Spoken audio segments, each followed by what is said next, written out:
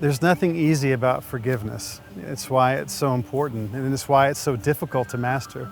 But the idea of forgiveness really is the decision that I'm not going to let someone else control my life anymore. And so being able to forgive someone else because of what they have done, or perhaps even forgiving yourself for something that you have done, is really at the heart of freedom. The path to freedom requires forgiveness. My name is Tatiana Kvitska-Chimborn, and I am Public Relations Specialist for Netrate. I'm originally from Belarus, and I was born 4 years after the Chernobyl accident that happened in Ukraine. And if you know the history, when the accident happened in 1986, the radiation was blowing north, which is above where the Belarus is at. And so that's why 60% of radiation settled down on Belarus. And a lot of kids, even after the Chernobyl happened, are being born with disabilities. So supposedly, I'm a Chernobyl baby. So that's why all 4 of my limbs are affected.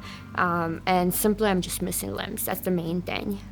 There's so many times I wake up and I'm in pain, or I don't want to put on cold prosthetic legs, and I'm just mad at whoever designed me like this, you know.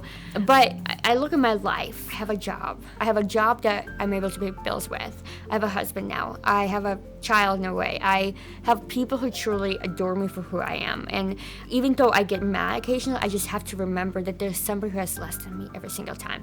All the way through. Come on, girl. You got it. She did it! I became a runner officially about 8 years ago, and I've always wanted to run, but I physically couldn't. Not because I didn't want to, I just physically didn't have legs.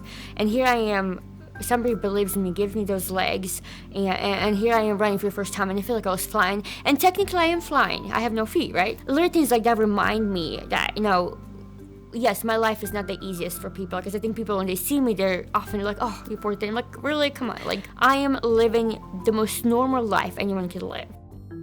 Letting go of the offense means that we don't allow the negative emotions and feelings to dominate our thought process and any actions that we may take. It opens us up for the possibility of having positive energy that can be productive rather than destructive to our relationships. We are individuals who can choose our direction, we can choose our actions, we can actually choose what our thoughts are. So we can choose what it is that we're thinking about, and what we're thinking about tends to play out in our behavior. So if we're thinking about the positive and focusing on the positive, then we'll have more positive results in our actions, but also in the relationships, whether they're at work or at home. One of the ways to rebuild a relationship with someone who has hurt you, or for that matter, that you have even hurt, is for you to focus on the person, the value of the person, separate from any mistake or issue that you have between them.